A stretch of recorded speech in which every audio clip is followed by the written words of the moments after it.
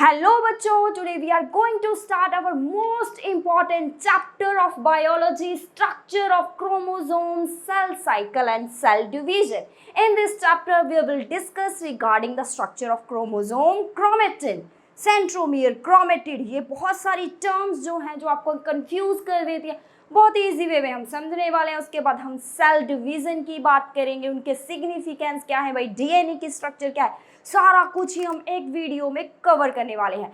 तो after watching this video I am sure your all concept will be clear. So let's start. तो बेटे आपके पास सबसे पहले जो हेडिंग है वो है स्ट्रक्चर ऑफ क्रोमोसोम।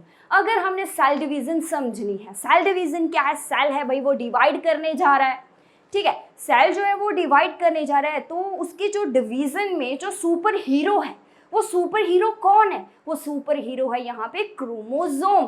तो पहले हम ना सुपर हीरो को ही देख लेते हैं कि वो कैसा है, कौन सा सुपर हीरो है। वो तो पता चल गया कि क्रोमोसोम है हमारे पास सुपर हीरो, तो वो कैसा होगा, किस चीज़ से बना है क्रोमोसोम्स, किसने डिस्कवर किया, सारा कुछ हम देखने वाले हैं। तो बेटे जो क्रोमोसोम है, लिटरली अगर हम इसका मीनिंग देखें तो क्रोमो जो है ये 2 वर्ड से बना हुआ है। क्रोमो का मतलब है भाई coloured, okay very good, colour, और सोम का मतलब है, जो सोमा का वर्ड है यहाँ पे बॉडी, मीन्स कोई कलर वाली बॉडी। ये क्या बात हो गई, क्या ये कोई कलर देता है?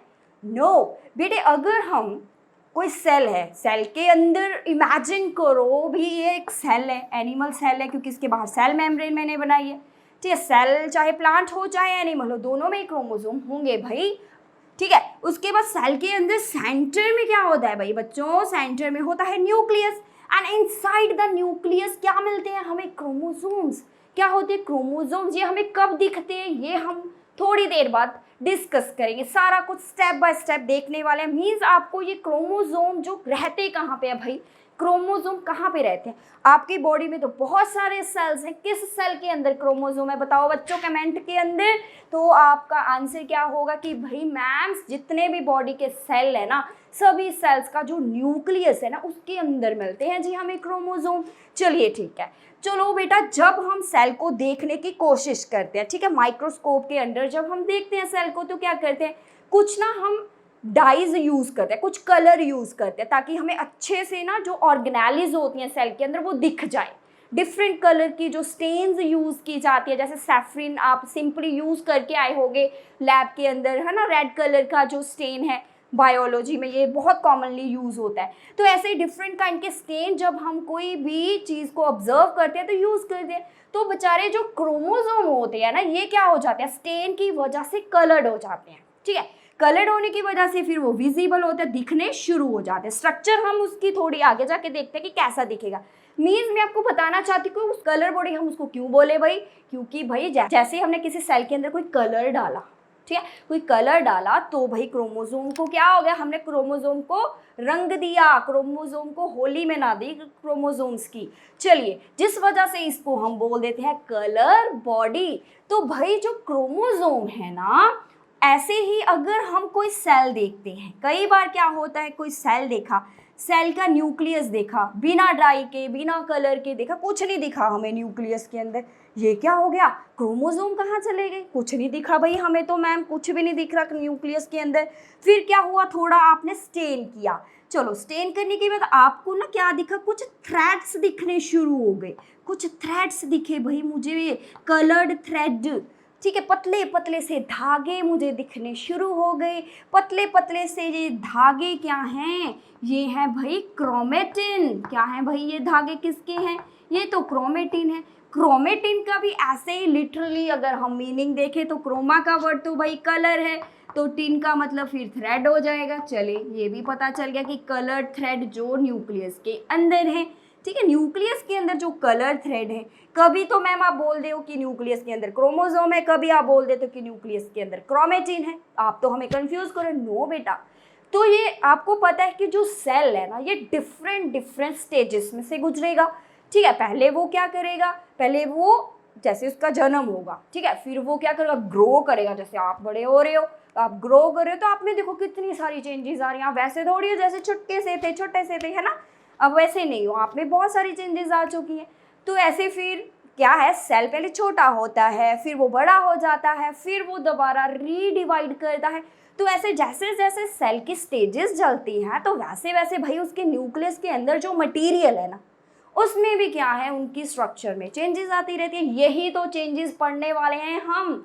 चलिए, जब बेटे हमारा जो सेल है, ठीक है, वो जब आप नॉर्मली सेल देखते हो, अभी वो कोई भी डिवीज़न नहीं कर रहा है, ठीक है, बिफोर एनी डिवीज़न, अभी उसने कोई डिसाइड नहीं किया कि उसने कोई डिवीज़न नहीं करनी, उसका कोई मन नहीं करा कि मैंने भाई कोई सेल डिवीज़न नहीं करनी, ठीक है।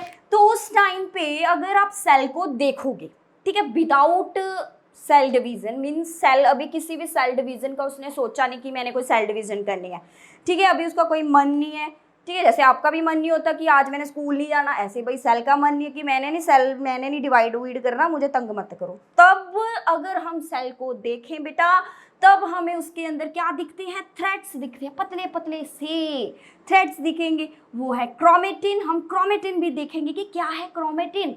ऐसे ही अगर सेल में डिवीज़न स्टार्ट हो जाती हैं, ठीक है, जब हम सेल की डिवीज़न स्टार्ट करते हैं, जैसे कि फर्स्ट स्टेज आती है प्रोफेज, हम आगे चल के सेल डिवीज़न्स भी देखेंगे, तब हमें जो न्यूक्लियस है उसके अंदर दिखता है क्रोमोसोम, ठीक है। वो कैसा दिखता है अभी बताती हूँ।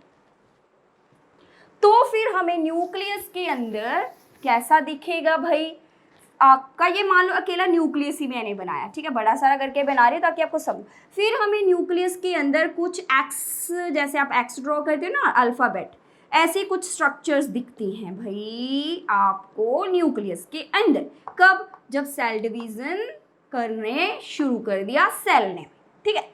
तो ये जो स्ट्रक्चर है ना, इन्हीं को तो हम बोलते हैं क्रोमोसोम्स, ठीक है। ये क्रोमोसोम किससे बने, ये क्रोमोसोम किससे बने, क्रोमेटिन से ही बने हैं ये क्रोमोसोम्स, ठीक है। मीन्स क्रोमेटिन जो है ये तब होता है जब सेल डिवाइड नहीं कर रहा है, नॉन डिवाइडिंग स्टेज में, नॉन डिवाइडिंग सेल है अभी, तो फिर हमें थ्रेड लाइक दिखेगा। जब डिवाइडिंग सेल है, अभी सेल का मन कर रहा है कि मैंने डिवाइड करना है, ठीक है, तो उसकी जो स्टेजेस आएंगे उसके अंदर आपको क्रोमोसोम ऐसे दिखने शुरू हो जाएंगे। क्लियर हो गया है। चलिए, क्रोमेटिन अब क्या है, चलिए अब हम देखेंगे कि चलो आपने कोई नॉर्मली लिविंग सेल लिया, ठीक है, उसको आपने जैसे ही देखा तो क्रोमेटिन दिखना शुरू हो गया, थ्रेड लाइक स्ट्रक्चर, ऐसे पूरे न्यूक्लियस के अंदर छोटे छोटे से आपको ऐसे पूरे इधर उधर, जैसे मैगी आप खाते हो ना कटोरे में ढाल के, ऐसे मैगी के जैसे आपको लगेंगे, कोई इधर गया हुआ टैंगल्ड, पूरे उलझे घुलझे से पूरे धागे, ठीक है, ऐसे पड़े होते हैं उसके अंदर। जैसे मैगी खाते हो, मैगी को ऐसे कोई इधर मैगी का वो ऐसे वो जो लंबी लंबी सी वो नूडल्स की होती है ना, सेम ऐसा ही स्ट्रक्चर लगता है मुझे ये। और न्यूक्लियस के अंदर एक न्यूक्लियोलस भी होता है, उसको मत भूलो आप, क्योंकि न्यूक्लियस के अंदर क्या है भाई, एक न्यूक्लियोलस भी है ना। तो ये जो क्रोमेटिन मटीरियल है ना बेटा, तो ये किसका बनता है, क्रोमेटिन मटेरियल बनता है, ये मिक्सचर होता है किस चीज़ का, जो क्रोमेटिन है बेटे, it is the mixture of DNA and proteins. किसका मिक्सचर है ये, डीएनए एंड प्रोटीन्स का मिक्सचर है। डीएनए इसके अंदर भाई 40% होता है और प्रोटीन इसके अंदर 60% होती हैं, जैसे कि आपके बुक्स में गिवन है। चलिए अब देखें क्या है क्रोमेटिन, सारा अब हम इसको और एक्सपेंड करते हैं और डिटेल में चलते हैं बच्चों। जो क्रोमेटिन है, जैसे ही सेल सोच लेता है, सेल ने डिसाइड कर लिया भी भाई मैंने सेल डिवीजन करनी है, तो क्रोमेटिन को क्या करना पड़ता है भाई, क्रोमेटिन कहता है ठीक है तुमने मन बना लिया, तो फिर क्रोमोसोम को तो हमें प्रिपेयर करना पड़ेगा ना। तो क्रोमेटिन क्या करता है, क्रोमोसोम बनाता है। अब हम एक स्ट्रक्चर देखने वाले हैं क्रोमोसोम की, ये भाई वो क्रोमोसोम बनाएगा। तो क्रोमोसोम को अगर हम उसका पूरा स्ट्रक्चर देखें, पहले हम क्रोमोसोम को डिस्कस कर दें, स्ट्रक्चर में क्या क्या चीज़ें हैं। तो बेटे ये वाली जो आपको दिख रही है, एक ये वाली और ये वाली, इनको हम क्रोमेटिड बोल देते हैं, क्रोमेटिड, ठीक है। ये दोनों सेम ही होते हैं, इनको हम सिस्टर क्रोमेटिड बोलते हैं। ये सिस्टर क्रोमेटिड क्यों है ये भी आपको मैं बताऊंगी थोड़ा आगे चल के। तो ये सेंटर में जहाँ पे वो चिपके हुए हैं ना क्रोमेटिड, इसको जो पॉइंट ऑफ अटैचमेंट है इसे हम बोलते हैं सेंट्रोमियर। इसको क्या बोलते हैं भाई, सेंट्रोमियर। ठीक है जी, ये क्रोमेटिड हो गई, ये सेंट्रोमियर हो गया। बेटे ये जो शॉर्ट आर्म्स होती हैं क्रोमोसोम की, जो नीचे वाली आर्म है थोड़ी लंबी है, ऊपर वाली ये दोनों आर्म छोटी हैं, तो इनको हम पी आर्म बोल देते हैं। ये पी आर्म है, ये क्यू आर्म है। ठीक है, चलिए ये है क्रोमोसोम। तो बेटे जो क्रोमेटिन है ना, वो थ्रेड, पतले पतले थ्रेड है। जब वो थ्रेड क्या होते हैं, कंडेंस होना शुरू हो जाते हैं, इकट्ठे मीन्स क्वाइल्ड होते हैं, सुपर क्वाइल्ड। क्वाइल्ड हो, ये थ्रेड है, इसको हम क्वाइल कर दें, क्वाइल कर दें, सुपर क्वाइल कर दें, तो फिर वो क्या हो जाता है, मीन्स कंडेंस कर दिया हमने उसको। ठीक है, एक ऐसे क्रोमेटिन था, उसको पूरा ऐसे क्वाइल कर दिया, पूरा ऐसे लपेट दिया, पूरा लिपट रहा है, वो ऐसे क्वाइल हो रहा है, सुपर क्वाइल हो रहा है। ठीक है, तो वो क्या हो जाएगा, थिक हो जाएगा। क्रोमेटिन पहले थिन था, अब क्रोमेटिन हो गया थिक और स्मॉल। जब क्रोमेटिन स्मॉल हो जाता है और थिक हो जाता है, ठीक है, वो स्टेज में वो कंडेंस हो रहा है, तो वो फिर क्या बनाता है, क्रोमोसोम। क्रोमोसोम क्या है, क्वाइल्ड क्रोमेटिन से बनते हैं, मीन्स क्वाइल्ड क्रोमेटिन ही बनाता है क्रोमोसोम्स को, मीन्स क्वाइल्ड क्रोमेटिन को ही हम क्रोमोसोम बोलते हैं। जब क्रोमेटिन छोटा और मोटा हो जाए तो उसे क्या बोलेंगे, उसे बोलेंगे क्रोमोसोम। ठीक है, स्मॉल एंड थिक। तो ये है हमारे पास क्रोमोसोम। तो चलिए बेटे, अब हम डिस्कस कर रहे थे कि क्रोमेटिन जो है ये किस चीज़ से बना, मिक्सचर है भाई किसका, डीएनए एंड प्रोटीन्स का। भाई डीएनए जो है, आपने सुना है, आपने कभी अपने आप को शीशे में देखा है? मैम बहुत देखते हैं, सुबह स्कूल जाने से पहले हम शीशे के आगे ही होते हैं, खाना भी बाद में खाते हैं, वहाँ खड़े खड़े खा लेते हैं। ठीक है, शीशे के आगे जाते जाते भी फ़ोन में देखते रहते हैं, हेयर स्टाइल ठीक करते रहते हैं, कभी कुछ, है ना। तो जो आप हो, ठीक है, जो आप हो इस टाइम, वो क्यों हो, वो डीएनए की वजह से हो। आपका आइज़ का कलर, आपका जो स्किन कलर है, आपकी जो हेयर की लेंथ है, ठीक है, जो भी आपके फीचर्स हैं, ठीक है, आपके जितने भी बॉडी बनी है वो ड्यू टू डीएनए है। ठीक है, जो भी ये सारी देन है ना आपकी बॉडी में, ये डीएनए की वजह से है। डीएनए के ऊपर बहुत सारे जीन्स होते हैं जो आपको डिफरेंट काइंड के आईज का कलर, डिफरेंट काइंड का नोज, ऐसे डिफरेंट फीचर दे रहे हैं आपकी बॉडी को। तो भाई डीएनए तो बहुत प्रेशियस, एक मैक्रो मॉलिक्यूल, बहुत मास्टर मॉलिक्यूल है भाई। डीएनए मास्टर माइंड है आपकी बॉडी का डीएनए। तो इसको तो भाई संभालना पड़ना है हमें। ऐसे थोड़ी इसको न्यूक्लियस के अंदर ऐसे छोड़ देंगे, ये धागे टूट गए तो कौन रिस्पॉन्सिबल है इसके लिए। ऐसे कोई लंबा सा धागा है, ऐसे पड़ा है कहीं पे, टूट सकता है, कोई आया गया इधर उधर बजा इधर उधर तो टूट जाएगा। तो उसको तो प्रोटेक्ट करना बड़ा ज़रूरी है। कोई भी घर में कीमती चीज़ होती है तो उसको रखते हैं ना अलमीरा के अंदर संभाल के। मम्मा कोई ज्वेलरी होती है गोल्ड की तो कितना संभालते हैं। तो आपकी बॉडी का भाई डायमंड है डीएनए। ठीक है, डायमंड समझो इसको। अगर डीएनए में कुछ गड़बड़ हो गई तो पूरी बॉडी गड़बड़। ठीक है, ऐसे कोई रेसिपी है, ठीक है, कोई रेसिपी है खीर बनाने की, उसमें एक भी इंग्रेडिएंट गलत डाल दिया, पूरी रेसिपी खराब। सेम वे डीएनए में कुछ भी गड़बड़ हो गई ना, कुछ टूट गया, कुछ कोई भी म्यूटेशन आ गई तो पूरी बॉडी डिस्ट्रॉय। बहुत सारी एबनॉर्मेलिटीज आ जाती हैं डीएनए की वजह से बेटा। तो भाई ये बहुत प्रेशियस है। आपको समझ तो आ गया कि कितना प्रेशियस है। डायमंड समझो इसको। तो आप अगर आपको डायमंड मिल जाए तो कितना छुपा छुपा के रखोगे। सेम वे बच्चे, आपके सेल्स के अंदर डीएनए एक डायमंड जैसा है, जिसको जो सेल है बहुत संभाल के रखता है। उसको संभाल के रखने में हेल्प कौन करता है, ये प्रोटीन्स हेल्प करती हैं। ठीक है, तो चलिए अब हम थोड़ा सा क्रोमेटिन को भी देख रहे हैं कि डीएनए और प्रोटीन्स क्या कैसे ये रह रहे होंगे, है ना। तो चलें बेटा, अगर कुछ भी नहीं समझ आ रहा है तो मुझे बताना कमेंट करके, तो आपको मैं दोबारा से कोशिश करूँगी कि ये वाली चीज़ बता सकूँ। ठीक है बच्चे, तो चलिए देखें क्रोमेटिन जो है, मान लीजिए ऐसा आपका जो डीएनए है, ये मान लीजिए डीएनए का स्ट्रैंड है, ठीक है, और ये प्रोटीन है। तो जो बेटा ये डीएनए का स्ट्रैंड होता है ना, ये मान लीजिए आपके पास जो प्रोटीन है, मान लीजिए ये प्रोटीन है, ठीक है। ये प्रोटीन कौन सी होती है, ये हिस्टोन प्रोटीन्स होती हैं। कौन सी protein, histone proteins. Histone proteins तो कौन कौन सी होती है, जैसे कि H1 है, H2A है, H2B है, H3 है, H4 है। तो ये जो चारों वाली है ना, इनको अगर 2 से मल्टीप्लाई कर दो तो कितनी हो गई 8, ठीक है। तो ये 8 प्रोटीन्स जो है ना ये मिलके क्या बनाती है, एक ऑक्टामर बनाती है। 8 मीन्स ऑक्टा। तो मान लीजिए एक एक प्रोटीन के लिए ऐसे बना लिया, ये 4 प्रोटीन्स होगी, 1 2 3 4। इसके पीछे भी ऐसे ही सेम वही प्रोटीन इसके पिछली साइड होगी, तो आपको नहीं दिखेंगे आगे से, मीन्स इसके 4 प्रोटीन्स आगे, 4 इसके पीछे हैं प्रोटीन्स, ठीक है। रिपीटेड है क्योंकि 2 H2A है, 2 H2B है, डबल है ना इनका नंबर, जैसा एक है वैसा दूसरा होगा, तो ये 8 हो गई। तो जो ये 8 प्रोटीन्स है ना, ये डीएनए का जो ये आ रहा है स्ट्रैंड, इसको ये क्या करती हैं, क्वाइल कर लेती है, अपने राउंड ऐसे क्वाइल कर लेती हैं, ठीक है भाई। क्वाइल हो गया डीएनए, चलो ये लूप हो गया डीएनए का, उसके अराउंड ऐसे पूरा क्वाइल हो गया, ऐसे पूरा क्वाइल कर दिया हमने प्रोटीन के ऊपर। तो ये जो स्ट्रक्चर बनी भाई प्रोटीन और डीएनए का, इसे हम बोलते हैं न्यूक्लियोसोम। इसे क्या बोलते हैं बच्चे, इसे बोलते हैं न्यूक्लियोसोम। और जो ये आगे चल के फिर मान लीजिए ये एक, ठीक है, निकल रहा लूप, एक यहाँ पे प्रोटीन है उसके अराउंड ऐसे डीएनए घुमा हुआ है, फिर आगे, फिर इसके आगे भी एक प्रोटीन है, कि सब बहुत सारे क्या होते हैं बच्चे, न्यूक्लियोसोम होते हैं। और ये लीनियर डीएनए जो इसके बीच में छोटा सा एक पीस रह जाएगा, ठीक है, जो क्वाइल्ड नहीं है, तो पास पास ही होते हैं ये सारे न्यूक्लियोसोम, बहुत सारे न्यूक्लियोसोम्स होते हैं। तो जैसे ना एक माला के अंदर बीट्स होते हैं, बीट्स ऑन अ स्ट्रिंग जैसे लगते हैं, इनको बीट्स ऑन अ स्ट्रिंग भी बोल देते हैं न्यूक्लियोसोम को। ये क्या है, बीट्स जैसे कि होते हैं ऑफ स्ट्रिंग, ऐसे लगते हैं हमें न्यूक्लियोसोम्स।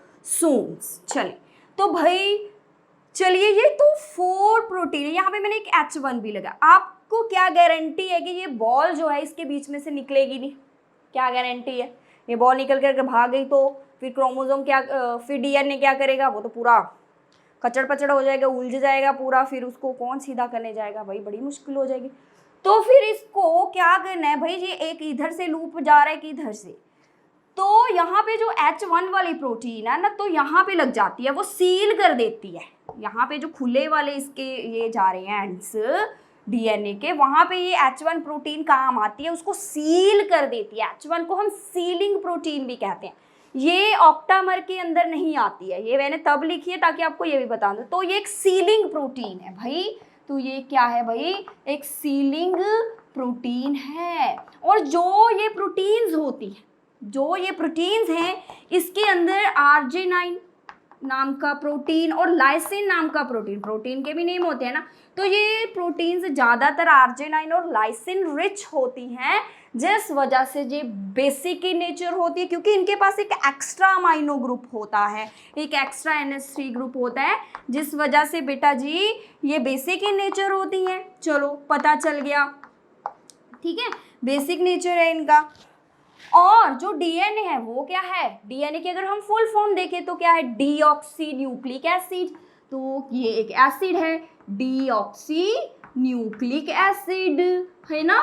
तो डीएनए तो एसिड है भाई, एसिड हो गया। डीएनए प्रोटीन्स हैं बेस, एसिड और बेस जो है एक दूसरे को क्या करते हैं, न्यूट्रलाइज करते हैं, एक दूसरे के पास अट्रैक्ट होते हैं, जैसे पॉजिटिव टू नेगेटिव। ऐसे जो डीएनए है ये होगा नेगेटिव, तो प्रोटीन्स जो है पॉजिटिव आ जाएंगी, तो नेगेटिव पॉजिटिव भी एक दूसरे की तरफ ऐसे खींचे चले जाते हैं और एक दूसरे को स्टेबलाइज करेंगे। एक दूसरे को क्या करेंगे, स्टेबलाइज करके, तभी तो इतने बाउंडेड हैं। उनको क्या जरूरत पड़ गई है कि ऐसे इकट्ठे रहना है हमने, क्योंकि भाई वो एक दूसरे को एसिड बेस की वजह से भी न्यूट्रलाइज करते हैं, स्टेबलाइज करते हैं, जिस वजह से वो इकट्ठे रह रहे हैं, ठीक है। चले तो ये न्यूक्लियोसोम का कॉम्बिनेशन बन गया। ये आपका है सिंगल क्रोमेटिन का, अगर हम स्ट्रक्चर देखें, एक थ्रेड है, ठीक है, जो थिन थ्रेड है, अगर हम उसको भाई देखें खोल कर, थिन थ्रेड को बहुत मैंने क्लोज में जाके देखा, वैसे दूर से तो मुझे भी एक पतला सा धागा दिख रहा था, लेकिन जैसे हम उसके पास चले गए ना, बहुत क्लोज मैंने ऐसे रख के देखा उसको माइक्रोस्कोप में, थिन थ्रेड को बहुत क्लोज चले गए, बड़ा मैग्नीफाइड ग्लास लगा दिया हमने, बड़ा लेंस लगा के देखा, कि हमने देखा कि भाई जो क्रोमेटिन है ना, वो तो न्यूक्लियोसोम है उसके अंदर, तो ऐसे डीएनए ऐसे प्रोटीन के ऐसे ऊपर ऐसे ऐसे ऐसे ऐसे लिपटा पड़ा है, ठीक है। क्यों लिपटा पड़ा है भाई, संभाल के रखना है डीएनए, ऐसे खुले में नहीं छोड़ सकते उसको, पूरा ऐसे पैकिंग करके रखनी है हमने।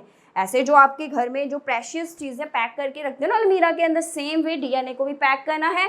एक तो भाई इसको संभालना है, दूसरा कि वो न्यूक्लियस बहुत छोटा है हमारा, बहुत छोटा सा न्यूक्लियस है, और डीएनए की लेंथ अगर हम डीएनए पूरा देखें, खोल के पूरा जोड़ कर देखें डीएनए, तो 2 मीटर लॉन्ग हो जाएगा ह्यूमंस का। तो इतना लंबा डीएनए इतने छोटे से न्यूक्लियस में रखना है। कितना छोटा है भाई न्यूक्लियस, हमने तो सेल ही नहीं दिखता, सेल भी माइक्रोस्कोप में दिखता है, तो न्यूक्लियस तो उससे भी छोटा होगा। तो आप इमेजिन कर लो भी, इतना 2 मीटर तो आप देखते हो भाई, ऑब्जर्व्ड वैल्यू है। तो इतना लंबा धागा हमने एक छोटे से न्यूक्लियस में फिट करना है, उस वजह से भी ये कॉइल होता है। चलिए, ये थी क्रोमेटिन की बात। क्रोमेटिन का मैम हमें समझ आ गया कि क्रोमेटिन में डीएनए होता है, प्रोटीन है, हिस्टोन प्रोटीन है। क्यों वो डीएनए को रैप करती है, डीएनए को अपने ऊपर रैप कर लेती है, ताकि वो उसको क्या कर सके, संभाल के रख सके। तो ये था हमारे पास क्रोमेटिन के बारे में। क्रोमेटिन पता चल गया, यस मैम। क्रोमेटिड पता चल गया, बिल्कुल पता चल गया। क्रोमेटिड क्या था, जो क्रोमोसोम्स की टांगें थी, क्रोमोसोम की टांगें है ना, बनाई थी ना हमने ऐसे, क्रोमोसोम अभी तो बना के आए हम। ये वाली टांगे जो इसकी, ये वाली सारी, ये क्रोमेटिड है। इसके अंदर जो ये गोला सा मैंने लगाया, ये सेंट्रोमियर है।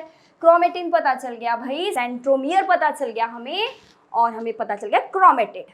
अब हम बात करने जा रहे हैं किसकी, अब हम बात करेंगे भाई डीएनए की। चले डीएनए को देखें कि डीएनए है क्या, डीएनए कौन सी बला है।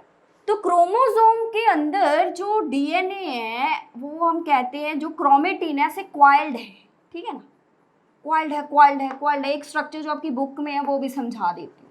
इसको खोलेंगे हम, मैंने ना यहाँ से एक धागा खोल लिया, मैंने क्रोमेटिन खोला, ये तो बहुत सुपर क्वाइल हुआ होता, फिर भी मैंने इसको खोल लिया, तो मैंने देखा कि इसके बीच में से भाई डीएनए निकल आया। ये डीएनए, ये है डीएनए मेरा, ठीक है। डीएनए के कितने स्ट्रैंड होते हैं, 2 स्ट्रैंड होते हैं डीएनए के।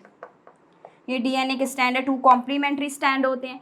तो ये है भाई डीएनए। यहाँ पे जो डीएनए है, जब हमने देखा कि वैसे उसके ऊपर ऐसे प्रोटीन के ऊपर भी कॉइल हुआ बीच में, ये भी स्ट्रक्चर्स बनाती हूँ। मेरे पास वो डिजिटल तो नहीं है, तो मैं कोशिश कर रही हूँ कि हैंड से आपको समझा सकूँ। तो ऐसे क्रोमेटिन के ऊपर डीएनए, ऐसे ये मैंने बीच में न्यूक्लियोसोम्स भी बनाए हैं, ठीक है। ये बीच में हिस्टोन प्रोटीन्स हैं, ठीक है। उसके ऊपर ऐसे ये लिपटा हुआ है ना बच्चे, ठीक है। फिर लिपटा हुआ है, फिर आगे क्वाइल होता जा रहा है, सुपर क्वाइल होता जा रहा है, क्वाइल, इतना क्वाइल हो गया कि क्रोमोसोम बन गया। छोटा मोटा सा स्ट्रक्चर बना लिया उसने, जिसे हम बोलते हैं क्रोमोसोम। तो ये वाला भी स्ट्रक्चर है, ये डीएनए, हिस्टोन प्रोटीन है, न्यूक्लियोसोम आ गए, ठीक है। ये क्रोमेटिन क्वाइल है, सुपर क्वाइल्ड जैसे टेलीफोन की आपकी जो वायर होती है, क्वाइल्ड, सुपर क्वाइल्ड। तो ऐसे ही ये बन गया आपके क्वाइल्ड स्ट्रक्चर के साथ क्रोमोसोम। तो ये वाला डायग्राम भी है ना आपकी बुक में, तो इसको ऐसे समझो आप, ठीक है। इसको मैंने खींच के देखा तो बीच में पहला था की निकल आए, पहला था पूरा ऐदा क्वाइल्ड चीज़ा, दैट इज क्रोमेटिन। फिर और खोला मैंने क्रोमेटिन, तो डीएनए निकल आया बीच में से, ठीक है। तो डीएनए का एक थ्रेड निकल आया। चले अब हम डीएनए देखें कि डीएनए क्या है, ठीक है। तो डीएनए की स्ट्रक्चर देखने से पहले मैंने एक बात आपको बतानी भूल गई, जो आपकी बुक्स में गिवन है कि जो क्रोमोसोम है इसको डिस्कवर किसने किया था। सबसे पहले क्रोमोसोम को डिस्कवर किया था 1882 में वॉल्टर फ्लेमिंग ने, है कि नहीं, आपकी बुक में गिवन है ना। कहाँ देखा उसने, जो लार्वा था, एक स्टेज आती है, लार्वा है, एक स्टेज होती है लाइफ साइकिल की, स्लेमेंडर का जो लार्वा का सेल था ना, उसके अंदर उसने इसको देखा। स्लेमेंडर क्या है, ऐसे छिपकली जैसा होता है, एम्फीबियन है, बहुत गंदा सा होता है, छिपकली जैसा होता है बिल्कुल। स्लेमेंडर का जो लार्वा था उसके अंदर उसने देखा, जैसे उसके पास ना बेचारा, उस 1882 की बात है, कितनी पुराने समय की बात है, उस टाइम उसके पास इतना अच्छा क्या नहीं था, माइक्रोस्कोप नहीं था। फिर उसके पास जैसा ही बेचारे के पास माइक्रोस्कोप था ना, टूटा फूटा सा, उसमें उसने वो सेल देखा। तो उसको ना क्या दिखा, उसको थ्रेड्स से दिखे, थिन थ्रेड दिखे जो सेपरेट हो रहे थे, थिन थ्रेड दिखे जो एक दूसरे से क्या है, दूर जा रहे थे, सेपरेट हो रहे थे, ऐसे खुल रहे थे, सेपरेट हो रहे थे। उन्होंने उस थिन थ्रेड को क्या बोला, माइटोसिस बोला।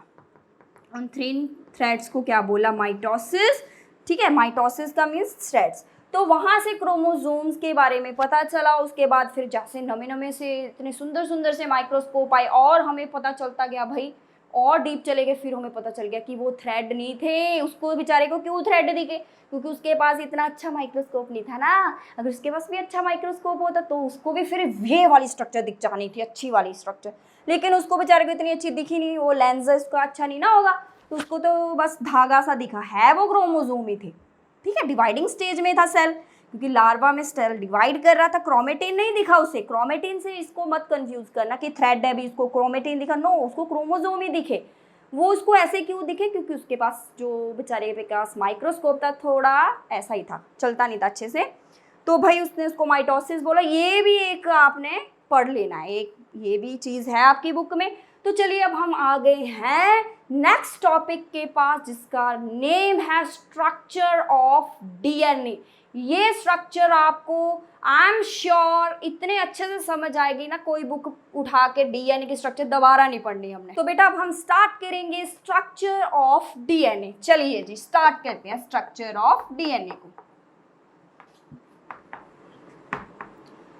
जो स्ट्रक्चर ऑफ डीएनए है, पहले तो इसकी फुल फॉर्म लिख लेंगे, डीऑक्सी राइबोस न्यूक्लिक एसिड। ठीक, चले तो बेटा जो डीएनए इसको सबसे पहले स्टडी किसने किया था? रोजालिन फ्रैंकलिन ने इसको स्टडी किया ना, और एक और था यहाँ पे विल्किन, उसने भी इसको स्टडी किया था। उनकी ना एक्सरे फोटो ली थी उसने, एक एक्सरे डिफ्रैक्शन से एक फोटो वगैरह ली, अच्छी सी स्टडी किया उन्होंने। लेकिन इसका जो मॉडल है, इसकी जो स्ट्रक्चर आज आप देखते हो ऐसी, ठीक है, जो ऐसी स्ट्रक्चर आपको दिखती है डबल हेलिकल स्ट्रक्चर, ये दी किसने हमें? स्ट्रक्चर बनाई किसने? भाई स्टडी एक अलग बात है, ठीक है। तो ये हमें दी थी Watson and Crick, James Watson and Crick ने दी ना, ये दो बंदे हैं। तो ये फीमेल थी, ये आपको पता होना चाहिए। जो वो सबसे पहले ना डीएनए ऐसे फीमेल कोई पीछे थोड़ी है। तो जो रोजालिन फ्रैंकलिन है, इसने स्टडी किया है ऐसे। आप ऐसे मत समझो जो लड़कियां होती हैं भी कुछ नहीं आता इनको, नो नो, इसने इसको स्टडी किया डीएनए को, फिर स्टडी किया। तो एक और बात बताती हूँ, बहुत इंटरेस्टिंग बात। तो वही नोबेल प्राइज मिलना शुरू हो गया, नोबेल प्राइज इन तीनों को ही मिला है। ये क्या हो गया? उस लड़की को छोड़ दिया, क्यों? ऐसा कुछ नहीं हुआ, वो ना बेचारी मर गई थी उस टाइम, 38 ईयर्स में मर गई थी, उसको ना कैंसर था, ठीक है, इस वजह से वो मर गई। अगर वो जिंदा होती तो उसको भी मिलना था फिर नोबेल प्राइज, ठीक है। तो इन तीनों को ही मिला फिर नोबेल प्राइज, चलो कोई बात नहीं, मिल गया तो फिर उनकी किस्मत है, वो जिंदा थे, है ना। चलो तो भाई उन्होंने ये डबल हेलिक्स स्ट्रक्चर दी। जो ये दो स्टैंड है, इनको हम कॉम्प्लीमेंट्री स्टैंड्स बोलते हैं। ये बने कैसे हैं, किस चीज़ के बने हैं? भाई बेटा जो डीएनए है ना, ये एक पॉलीमर है। क्या है भाई ये मैडम, ये क्या लेकर आ गए पॉलीमर, ये कौन सी टर्म है? ये एक मैक्रोमोलिक्यूल है, बड़ा सारा मॉलिक्यूल है, ठीक है जी। मान लिया, कैसे समझाओ, समझा रही हूँ। मान लीजिए अज्यूम करो आपका घर बना हुआ है ना, आपके घर में एक वॉल है, उसको देखो, वॉल के इतनी बड़ी वॉल ले आके फिट कर दिया आपने अपने घर में। इतनी बड़ी वॉल थी, मार्केट में मिल रही थी ऐसी, पूरी वॉल्स लगा दी, एक इधर खड़ी कर दी इधर, नो, हमने एक एक ब्रिक से वो वॉल बनाई है। एक छोटी ब्रिक लगाई, फिर उसके ऊपर ऐसे ऐसे करके करके फिर पूरी वॉल बन गई। सेम वे जो आपकी पूरी वॉल है ना, घर की पूरी जो एक वॉल है, वो एक पॉलीमर है, वो एक पूरा डीएनए है। मान लीजिए वो एक पूरा डीएनए बेटे, उसको बनाने के लिए क्या किया गया? छोटी छोटी जो ब्रिक्स हैं, ठीक है, जो डीएनए है उसको बनाने के लिए जो छोटी छोटी ब्रिक्स हैं, उसे हम मोनोमर्स बोल देते हैं। तो डीएनए को बनाने के लिए कौन से मोनोमर यूज हुए हैं? उसको बनाने के लिए यूज हुआ है न्यूक्लियोटाइड। क्या ये है? मोनोमर ऑफ डीएनए, न्यूक्लियोटाइड से मिलकर बना है डीएनए। टाइड सर्फ तो सुना है हमने, डिटर्जेंट आता है टाइड की, बड़ी आती है ऐड, वो वाला टाइड और है, ये न्यूक्लियोटाइड है भाई। न्यूक्लियोटाइड ने बना दिया हमारा डीएनए। एक न्यूक्लियोटाइड, फिर दूसरा जुड़ा, फिर तीसरा जुड़ा, चौथा, 5, 6, ऐसे बहुत लंबी चेन बना दी, पूरा डीएनए बना दिया, ठीक है। जैसे नेकलेस के अंदर एक बीड डाला, वो एक मोनोमर, दूसरा बीड डाला, वो दूसरा मोनोमर, सेम ही बीड डालेंगे ना नेकलेस के अंदर, तो भाई वो पूरा एक जब नेकलेस बन गया वो एक पॉलीमर है। सेम वे डीएनए के अंदर अब हम न्यूक्लियोटाइड के बारे में पढ़ने जा रहे हैं। सब कुछ आपकी बुक्स में गिवन है, बहुत इजी वे में समझने वाले हैं इस चीज़ को। चलिए अब हम डीएनए को देखें कि न्यूक्लियोटाइड का क्या चक्कर है यहाँ पे। ये न्यूक्लियोटाइड जो है ना, इससे क्या बना है? मेरा डीएनए बना है, सभी का डीएनए बना, आपकी बॉडी में भी डीएनए है। चले अब हम न्यूक्लियोटाइड की बात करते हैं। न्यूक्लियोटाइड क्या है?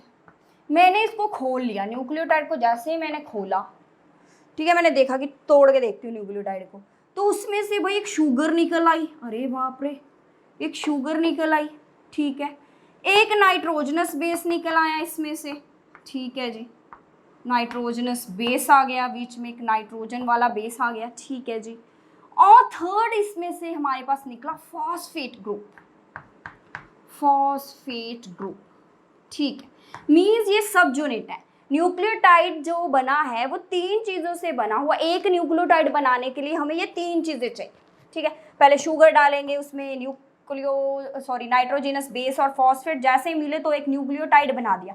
अब ये कौन सी शुगर है, ये वो वाली शुगर नहीं है जो आपकी किचन में पड़ी है, ठीक है, ठीक है, वो वाली शुगर नहीं है कि भाई वो डाल दिए, भैया मैंने तो डीएनए बना देना आज शाम तक, ठीक है, मैंने शुगर ले ली, नाइट्रोजन का बेस ले लिया, फॉस्फेट ले लिया, मिक्स किया, डीएनए बन गया, ऐसा नहीं है बच्चे। तो ये कौन सा शुगर है, ये है भाई डीऑक्सी राइबोज शुगर है। मैम ये कौन सा शुगर होता है, मोनोसेक्राइड है, आप पढ़ते जाओगे जैसे जैसे आप बायो पढ़ोगे तो ये चीज़ें भी आएगी, कार्बोहाइड्रेट का ही टाइप है ये। तो ये पहले हम बेटा एक राइबोज का स्ट्रक्चर देखने वाले हैं, पहले राइबोज मैं सिंपल दिखाऊंगी आपको, पहले राइबोज देखेंगे, अभी मैं डीऑक्सी राइबोज की बात नहीं कर रही हूँ, ऐसे आरएनए भी तो बना है। आरएनए क्या होता है, आरएनए भी एक चीज़ है भाई, आरएनए को नहीं भूलना हमने, ये भी बहुत इंपॉर्टेंट काम करता है हमारी बॉडी में, प्रोटीन सिंथेसिस वगैरह। आरएनए क्या है, ribose nucleic acid, deoxy word नहीं है सिर्फ उसके अंदर, राइबोज न्यूक्लिक एसिड है। तो पहले आरएनए का ही देखेंगे। राइबोज के अगर हम स्ट्रक्चर देखें तो कैसी होती है, यहाँ पे पेंटागोन जैसी स्ट्रक्चर, ऐसे काइट सा बना लेना हमने, ऐसे 5 एंड्स वाला। तो इसके पास एक ये कार्बन है C1, C2, C3, C4, एक यहाँ पे कार्बन है C5, CH2, इसको ऐसे, और इनके पास एक OH ग्रुप भी है। चले, इसके पास जो C4 वाली जो कार्बन है, इसका एक तो चलो इधर बॉन्ड बना हुआ, कार्बन के कितने बॉन्ड होते हैं बच्चों बताएं, कार्बन के bond 4, H OH H OH, ठीक है जी। तो बेटा ये तो राइबोज है, ठीक है। अब हम डीऑक्सी का क्या मतलब है, डीऑक्सी का मतलब है कि यहाँ पे एक ऑक्सीजन कम है। पहले तो हम जो राइबोज वाला शुगर है इसके अंदर काउंट करेंगे कार्बन कितने हैं, एक यहाँ पे 1 2 3 4 5 कार्बन है, कार्बन तो 5 है। चलो अब हाइड्रोजन काउंट करें, 1 2 3 4 5 6 7 8 9 10 हाइड्रोजन है। ऑक्सीजन कितनी है भाई, 1 2 3 4 5। चल ये तो राइबोज का फॉर्मूला हो गया। लेकिन डीएनए के केस में क्या है, डीऑक्सी राइबोज है, एक डी का मतलब है एब्सेंट, की चीज है एब्सेंट, ऑक्सीजन। डीऑक्सी राइबोज का क्या मतलब हुआ बेटा, अभी एक ऑक्सीजन कम है इसके अंदर, मींस O4 करना है हमने, ठीक है, सी बाकी सब सेम है। तो ये बन गया डीऑक्सी। तो कौन सा ऑक्सीजन उठाएं, किसको चोरी करें, ये वाला, कितनी तो ऑक्सीजन है, किसको चोरी करें, तो भाई हम कर लेते हैं ये वाला ऑक्सीजन चोरी। कौन सा, C2 वाला याद करना है। जो C2 पे ऑक्सीजन है वहां पे अकेला H है, वो रिप्लेस हुआ H से, तो ये अब राइबोज नहीं है, ये बन गया डीऑक्सी राइबोज शुगर। क्लियर, ये स्ट्रक्चर बहुत ही इंपॉर्टेंट है। आपकी जो बुक में है इसको सिर्फ ऐसे ही बनाया उन्होंने, सिर्फ ऐसे करके कुछ ऐसे बनाई गई हैं ये यूनिट्स। यहाँ पे O है, यहाँ पे फिर क्या लगेगा, बेस। अभी ये सारी स्टोरी समझ आ जाएगी कि बेस क्यों यहाँ पे अटैच हुआ, फॉस्फेट क्यों यहाँ पे अटैच हुआ, अभी ये चीज़ भी देखेंगे। चलिए ये तो क्लियर हो गया शुगर के बारे में मैम हमें। अब हम देखेंगे बेस कौन कौन से हैं, ठीक है। तो ये थोड़ा सा क्लियर कर दूँ बोर्ड, यस। चलो तो शुगर यहाँ पे पड़ी रहने देते हैं, शुगर को नहीं हमने छेड़ना। शुगर आ गई ना हमारे पास, डीऑक्सी राइबोज। जो नाइट्रोजनस बेस कौन कौन से हैं, ये 2 टाइप के होते हैं, प्यूरिन्स एंड पिरिमिडिन्स, यस। ये हैं प्यूरिन, कौन से हैं भाई, A एंड G जो है प्यूरिन है, एडेनाइन ग्वानाइन, ठीक है। ऐसे साइटोसाइन एंड जो थायामाइन है, ये आपके पास कौन से हैं, ये है हमारे पास पिरिमिडीन। जो प्यूरिन्स होते हैं ये डबल रिंग वाले होते हैं, 2 रिंग्स होती हैं इनमें, एरोमेटिक हेट्रोसाइक्लिक कंपाउंड, इनमें सिंगल रिंग होती है ऐसी, ये ऐसे होते हैं, एक यहाँ पे नाइट्रोजन होती है, यहाँ पे, ये ऐसी स्ट्रक्चर होती है। अगर हम प्यूरिन की स्ट्रक्चर देखें तो सिंपल, मैं ज़्यादा इसको आपको थोड़ा सा बता रही हूँ कि आपको थोड़ा सा पता चल जाए, ठीक है। ऐसा कुछ यहाँ पे NH होता है, तो ऐसे वो स्ट्रक्चर होती है। ये वाला NH और ये वाला NH ये बॉन्ड बनाएगा। ये बेटा पिरिमिडीन का स्ट्रक्चर है, एक ही रिंग है, इसमें 2 रिंग्स है। ये वाली रिंग क्या करेगी, बॉन्ड बनाएगी। चलिए, ये वाली रिंग का बॉन्ड यहाँ पे बनेगा। जो कार्बन 1 है ना, C1 वाला कार्बन है, ये किससे बॉन्ड बना रहा है, ये बेस से बॉन्ड बनाएगा। तो यहाँ से जो H है और यहाँ से जो OH है, इसको निकाल दो। निकल गया, यस मैम, निकाल दिया, वाटर निकल गया। तो ये वाला यहाँ पे आ गया बेस, आपका बेस लग गया, ठीक है।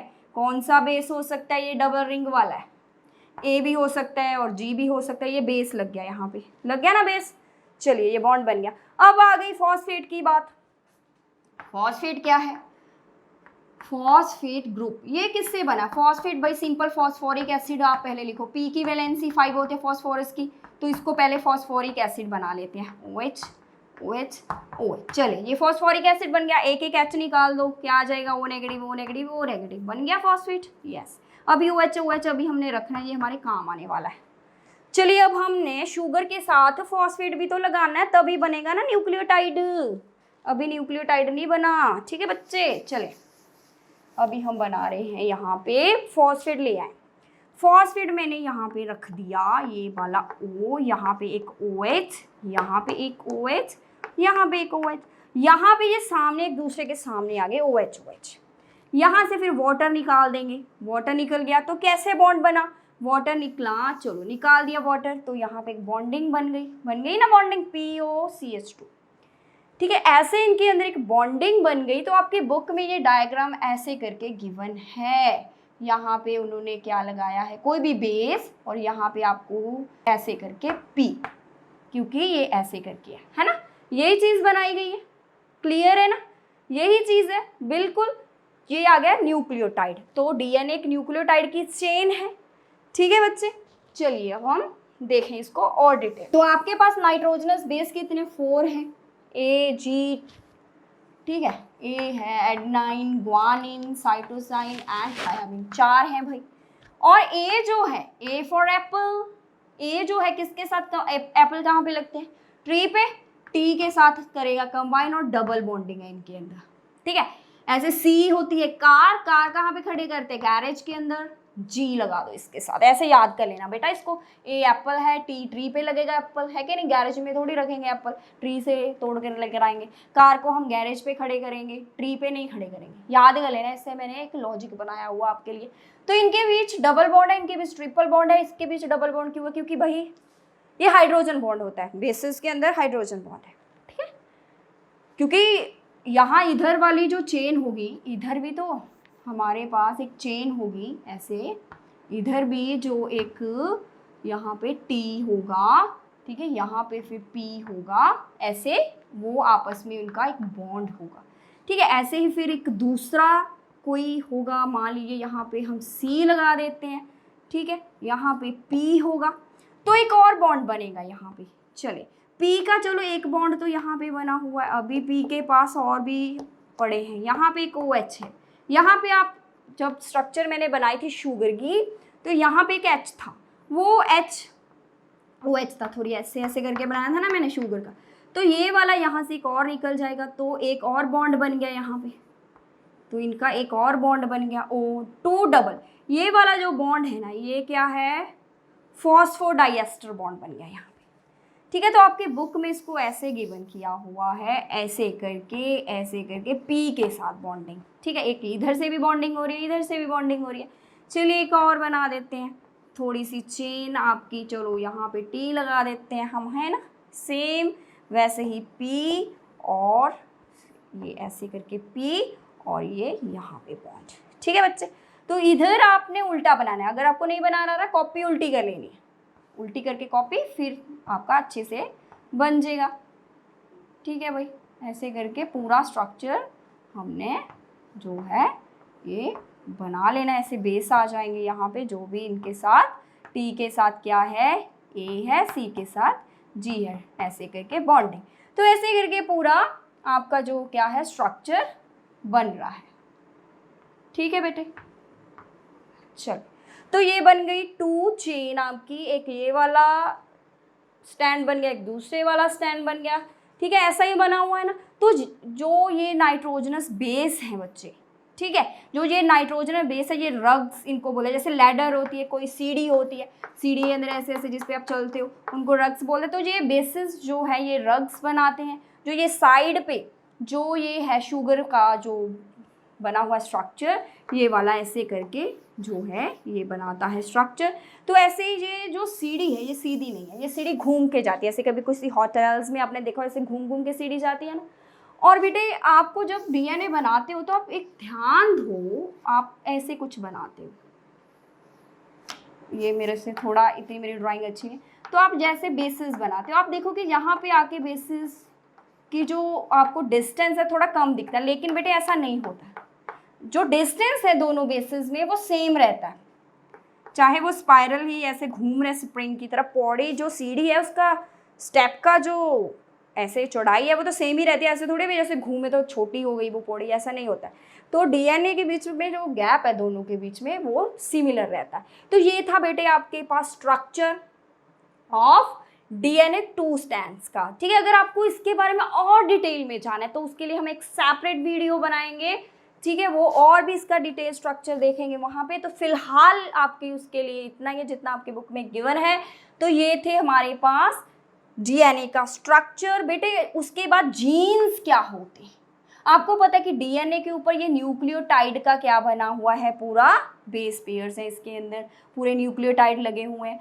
तो अगर हम थोड़ा सा पोर्शन देखें, मैंने इतना सा सेगमेंट देखा, थोड़ा सा इतना सा मैंने पोर्शन ले लिया डीएनए का, इतने से पोर्शन के अंदर कुछ न्यूक्लियोटाइड है, कुछ जी सी टी ए कुछ भी हो सकता है। अगर ये वाले सीक्वेंस ऑफ न्यूक्लियोटाइड कोई करैक्टर देंगे, मान लीजिए ये मेरे आई कलर के लिए, ठीक है, यहाँ पे जो कोड है वो एक कोड होता है प्रोटीन्स के लिए, वो प्रोटीन्स एक्सप्रेस करती है किसी करैक्टर को। जैसे आपकी आईज का कलर है ब्लैक है, यहाँ पे वो ब्लैक वाले क्या है भाई, कोड है। ठीक है, यहाँ पे वो कोड थे, वो सीक्वेंस है जो न्यूक्लियोटाइड का जो एक करैक्टर आपको देता है, उन्हें हम जीन्स बोल देते हैं। एक छोटा सा सीक्वेंस न्यूक्लियोटाइड का, इतना पोर्शन अगर मैं उठाऊं यहाँ से कहीं से भी उठा लूँ, वो सारा जीन्स ही तो लगे हुए हैं इसके ऊपर। जो हमें डिफरेंट, हमारी बॉडी इतनी जो बनी है वो जीन्स की वजह से ही बनी है ना। यहाँ पे कोई भी कोड हो सकता है, कोई भी इतने इनका मिक्सचर है, कोई भी कोड हो सकता है, ATT हो सकता है, CCC हो सकता है, CGC कुछ भी हो सकता है ना, कोई भी कोड हो सकता है। वो कोड अगर हम उठाएं, अगर वो कोड हमें कोई करैक्टर दे रहा है तो वो जीन है। ठीक है, वो कोड किसी पर्टिकुलर करैक्टर के लिए, कोई नोज के लिए होगा, कोई आइज के लिए होगा, कोई हेयर के लिए होगा। तो ऐसे जो एक सीक्वेंस है न्यूक्लियोटाइड का, मान लो इतने से न्यूक्लियोटाइड कोई प्रोटीन का कोड देंगे, ठीक है, वो प्रोटीन फिर आगे हमें एक करैक्टर दे रही है। तो ये था बच्चे हमारे पास जीन और डीएनए। चलिए अब हम आगे बढ़ते हैं। जीन का पता चल गया, डीएनए का पता चल गया, हमें पता चल गया भाई क्रोमोसोम कैसे थे, सब कुछ देख लिया हमने। अब हमारे पास बात आती है सेल साइकिल, सेल डिवीजन। तो बेटे अब हमारा जो नेक्स्ट टॉपिक है वो है सेल डिवीजन। ठीक है जी, सेल डिवीजन कितने टाइप का होता है? सेल डिवीजन बेटे 2 टाइप का होता है। कौन कौन सा? Mitosis and meiosis. Okay, mitosis and meiosis 2 type का सेल डिवीजन है। क्यों है 2 टाइप का, अभी बताती हूँ। बेटे आपकी जो बॉडी के नॉर्मल सेल हैं, जैसे कि आपकी स्किन के सेल हैं, कोई भी सेल है, ऐसे स्किन के अंदर सेल है, जैसे ईयर का कोई यहाँ पे सेल है, नोज़ के अंदर जो भी सेल है, कहीं पे भी चोट लग जाती है, वो उनके अंदर जो क्या होगा, उनके अंदर जो डिवीज़न होगी वो माइटोसिस होगी। मीन्स ये वाली डिवीज़न हमें सोमैटिक सेल्स में देखने को मिलती है, जैसे लीवर के अंदर, स्किन के अंदर, किडनी के अंदर।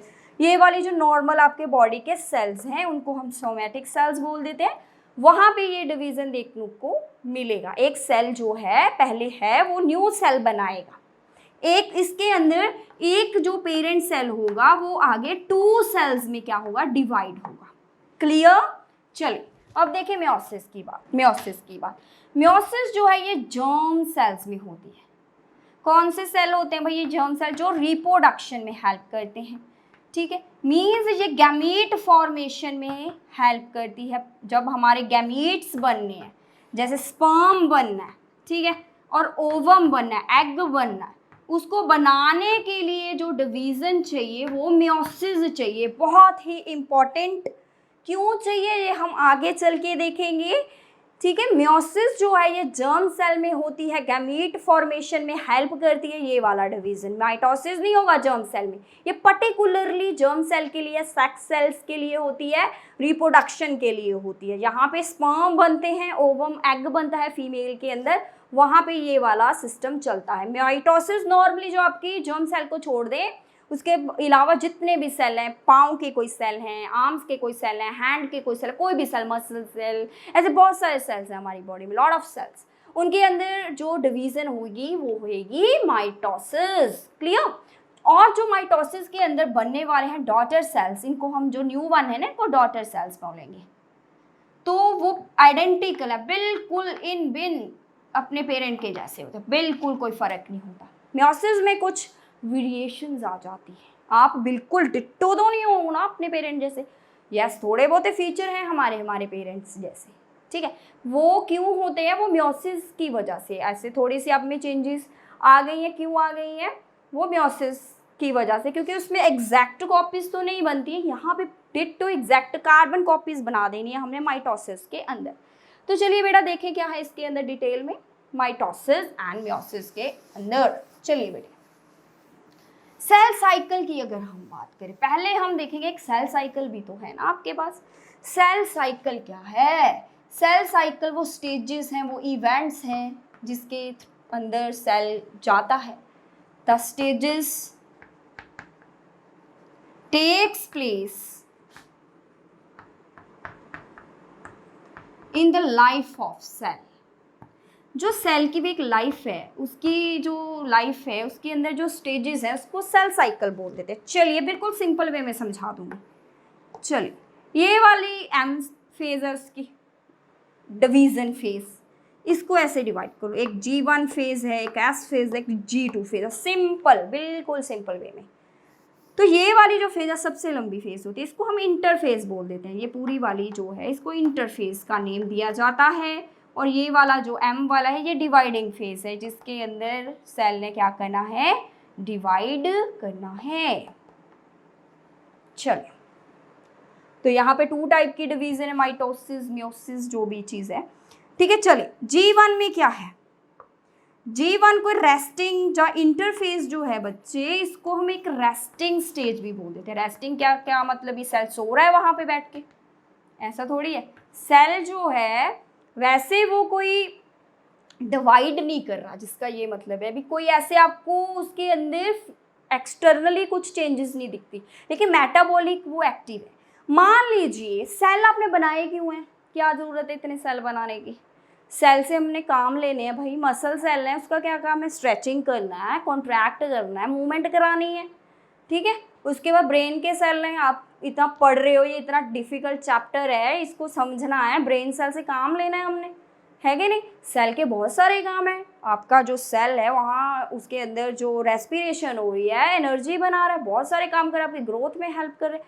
तो सेल के जो इतने सारे काम है भाई, ठीक है, तो वो कर रहा है, तो उसको रेस्टिंग स्टेज क्यों बोल देंगे आप, वो रेस्ट थोड़ी कर रहा है, अभी बेला थोड़ी बैठा है यहाँ पे, काम वो कर रहा है, अभी वो मेटाबॉलिक एक्टिव है, लेकिन उसके अंदर कुछ ऐसे विजिबल नहीं दिखता, कुछ ऐसी चेंजेस हमें नहीं दिखती हैं, जिस वजह से इसको रेस्टिंग स्टेज बोल देते हैं, ठीक है। जो G1 फेज है, यहाँ पे एक ऐसी कुछ सेल बेटे हमारे पास ऐसे, बहुत इंटरेस्टिंग बात नोट कर लेनी है, कुछ सेल ऐसे हैं अभी पूरा जीवन ही वो जीवन में निकाल देते हैं, वो कहते हैं कि मैंने डिवाइड करना ही नहीं है, ये लो उठाओ ये मेरा चक्को जवाब, ठीक है।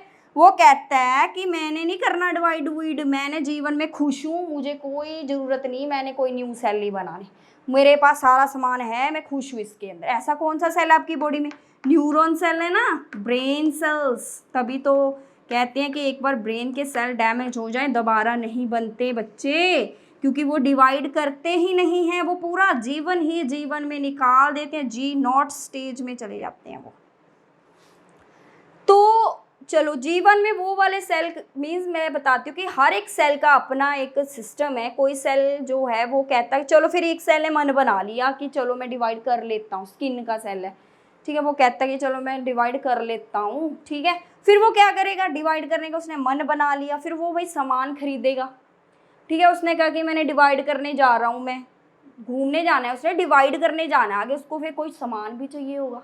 ऐसे आपने कहीं घूमने जाना है, फिर आप न्यू कपड़े लेके आते हो, वो खाने पीने के सामान लेकर आते हो, इकट्ठा करते हो ना, कहीं पे जाना है आपने घूमने के लिए। सेम वे जो सेल है भाई, उसने डिसाइड कर लिया कि अब ये एक चेक पॉइंट है, यहाँ पे जो ये बाउंड्री बहुत इंपॉर्टेंट है। अगर कोई सेल ने डिसाइड कर लिया कि उसने ये बाउंड्री क्रॉस करनी है, तो फिर वो क्या करेगा, उसके अंदर चेंजेस आएंगी।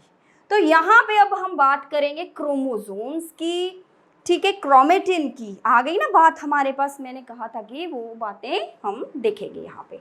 तो बेटे इंटरफेस एक रेस्टिंग स्टेज है जिसमें आपको वैसे फिजिकली वो कुछ एक्टिविटी नहीं दिखती है, लेकिन फिजियोलॉजिकली वो एक्टिव होता है। मेटाबॉलिक सेल काम कर रहा है, अंदर सारा काम चल रहा है उसके अंदर, ठीक है। अब उसने चलो मन बना लिया कि मैंने डिवाइड करना है, फिर वो सामान इकट्ठा करेगा। फिर G1 फेज में वो करेगा क्या, G1 फेज में वो कुछ प्रोटीन सिंथेसाइज करेगा। अभी उसने मन बना ही लिया तो फिर प्रोटीन चाहिए होगी उसको, एनर्जी वगैरह चाहिए है उन्होंने, प्रोटीन सिंथेसाइज करेगा। न्यूट्रिएंट्स चाहिए उसको, वो इकट्ठे करेगा, कम्युलेशन करेगा न्यूट्रिएंट्स की, है कि नहीं। चलो अकोमोलेट कर रहा है वो। और यहाँ पे जो हमारे क्रोमेटिन है, अभी तो यहाँ पे क्रोमेटिन ही दिखना है क्योंकि सेल डिवीजन से पहले हमें न्यूक्लियस के अंदर क्रोमेटिन दिखता है, ऐसा थ्रेड से अभी हमें दिखता है। अगर आपका जो ह्यूमन सेल है उसके अंदर कितने क्रोमोसोम होते हैं, 46 क्रोमोसोम है भाई, तो कितने क्रोमेटिन होंगे, 46 क्रोमेटिन होंगे, ठीक है बच्चे। चलो 46 डीएनए के स्ट्रैंड होंगे, मीन्स प्रोटीन से जुड़े हुए न्यूक्लियोसोम वाला स्ट्रक्चर होगा। यहाँ पे ऐसे करके पूरा इधर उधर टैंगल से लूज सा स्ट्रक्चर होगा, थ्रेड लाइक स्ट्रक्चर, लूज सा, कोई इधर पड़ा है कोई उधर पड़ा है, ऐसे करके कहीं पे भी किधर उधर को पड़े हुए हैं। अभी उन्होंने आराम से बैठे हैं, अभी क्या डिवाइड करने जा रहे हैं वो, अभी वो आराम से बैठे हैं। चलो फिर उन्होंने मन बना ही लिया, तो फिर ये वाली चीज़ें बन गई इसके अंदर। और फिर उसके बाद फिर डीएनए ने बोला कि अरे सारी तैयारियां चल रही हैं और मैं तो ऐसे पड़ा हूँ आराम से, तो मुझे भी तो कुछ करना चाहिए। तो भाई डीएनए के जो क्रोमेटिन है ना, वो अपने जैसा एक और क्रोमेटिन बना लेते हैं, ठीक है। ऐसा ही एक तो क्रोमेटिन है यहाँ पे ऐसा करके, ये वाला एक स्ट्रैंड डीएनए का ऑलरेडी है यहाँ पे ऐसे करके, ठीक है। तो वो अपने जैसा एक और बना लेंगे, ऐसे करके एक अपने जैसा एक और स्टैंड बना लेंगे। सेम मान लीजिए जो इंटरफेस में ऐसा अगर आपको दिख रहा है, ऐसा लूज सा होगा, अभी बहुत ज़्यादा क्वाइल्ड नहीं है, लूज सा है, अभी ये पूरा डीएनए का सिंगल स्टैंड है, ऐसा दिख रहा है। फिर वो अपने जैसा एक और बना लेगा, सेम ऐसा एक और बना लिया उसने, ऐसे एक और बना लिया, तो ये बिल्कुल उसके जैसा ही है, बिल्कुल उसके जैसा, टिट्टो आइडेंटिकल, बिल्कुल उसकी बहन है ये, सिस्टर, तभी तो इसको सिस्टर क्रोमेटिड बोल देते हैं भाई। चले, अगर ये सिस्टर क्रोमेटिड, कभी भी जो सिस्टर क्रोमेटिड है उनके अंदर क्रॉसिंग ओवर नहीं होती। मियोसिस के अंदर हम क्रॉसिंग ओवर पढ़ेंगे। आपके अंदर कुछ करैक्टर पेरेंट्स मम्मा के हैं, कुछ करैक्टर पापा के हैं। मीन्स आपका जो फादर का क्रोमोजोम है, जो मदर का क्रोमोजोम है, उनके अंदर क्रॉसिंग ओवर हुआ। मान लीजिए ये आपका पापा का क्रोमोजोम है, ठीक है, ये मम्मा का है, तो इन लोगों का यहाँ पे क्रॉसिंग ओवर हुआ न्यूक्लियस के अंदर। इन्होंने एक दूसरे से क्या किया, मीन्स जब ये सेल डिवीजन में आए एक दूसरे से, वो क्रोमोसोम्स ने एक दूसरे से क्या किया, क्रॉस किया। तो कुछ पार्ट जो था उधर से इधर वाला आ गया, इधर चिपक गया था ना, यहाँ पे इधर ट्रांसफर कर लिया, इधर वाला हिस्सा उधर चला गया। चले, तो तभी तो ये फिर आपके अंदर वो जीन्स आ गए मिक्स होकर, तो ये होमोलोगस होते हैं, होमोलोगस। ये भी हम डिस्कस करेंगे होमोलोगस क्रोमोसोम्स के बारे में। लेकिन माइटोसिस की अगर हम बात करें तो डिट्टो कॉपी बन रही है। यहाँ पे हम माइटोसिस को देख रहे हैं बच्चे, माइटोसिस हम स्टार्ट कर दी है। माइटोसिस अगर हम स्टार्ट करें तो सबसे पहले होगा इंटरफेज। ये सेल साइकिल है, इसका इंटरफेज है जिसके अंदर G1 में कुछ मटेरियल बनेंगे, एस में फिर सिंथेसाइज ऑफ डीएनए हो रहा है, डीएनए रेप्लिकेशन हो रहा है, एक न्यू डीएनए बन रहा है, पहले एक था एक न्यू बन गया, सिस्टर क्रोमेटिड बन गए। अभी भी वो लूज है, अभी इतने क्वाइल्ड नहीं हुए, इसको क्रोमोसोम मत समझो।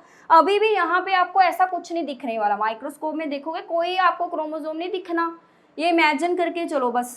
यहाँ पे बस ऐसे आपको मैंने तब सब बनाया है, ऐसे पहले तो वो ऐसा होगा ना, फिर वो एक डबल स्टैंड बना लेगा, ऐसे 2 स्टैंड बन गए, यहाँ पे एक, यहाँ पे एक इधर, तो ये सिस्टर क्रोमेटिड बन गए, ठीक है। अभी भी वो ऐसे टैंगल्ड है। चलो डबल हो गया डीएनए, फिर G2 में आ गए, बाउंड्री तो क्रॉस कर चुके, डिवाइड करने जा रहे हैं, माइटोसिस करने जा रहे हैं वो। G2 में फिर वो बहुत सारा, भाई मान लीजिए जब आप बिल्कुल आपने भी पकड़नी है, ट्रेन पकड़नी है, दूसरे दिन आपका ट्रेन है, तो फिर आप बहुत मेजर तैयारियां करते हो, है ना। अभी तो पहले तो बहुत दिन पड़े थे, अभी जीवन में तो भी बहुत दिन पड़े थे, जब हम जीवन में बैठे थे तो बहुत दिन पड़े थे डिवाइडिंग में, आराम से चीज़ें बन रही थी। लेकिन अब हम बहुत नियर आ गए डिवीज़न के, तो भाई हम G2 में आ गए, बहुत ज़्यादा फास्ट करनी पड़ेंगी तैयारियाँ। जैसे कोई शादी होती है, नेक्स्ट डे घर में शादी है, तो कितना चीज़ें, साउंड वाला चेक करते हैं, लाइट वाला चेक करते हैं, कितना काम होता है, ठीक है। ऐसे आप घूमने जा रहे हो तो आपका फिर देखना टिकट कहाँ पे रखा है, जो आपका वॉलेट, जो आपकी कीमती चीज़ें, उनको बहुत अच्छे से संभालते हो, पैक करते हो, बहुत अच्छे से पैक करते हो। तो चलो ये पूरी यहाँ पे चीज़ें बन गई।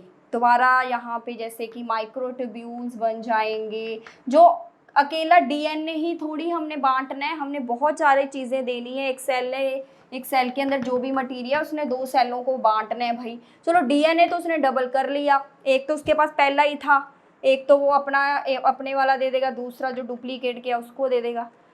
बाकी चीज़ें क्या करेगा, काट काट के थोड़ी ना देने वाला है। माइटोकॉन्ड्रिया उसके पास मान लो 1 है, तो फिर उसको 2 बनाने पड़ेंगे, एक इसको दे देगा, एक उसको दे देगा। ऐसे बहुत सारा जो भी मटेरियल है, जो भी ऑर्गेनेली है, वो भी डबल होंगी, बहुत सारी चीज़ें डबल होंगी।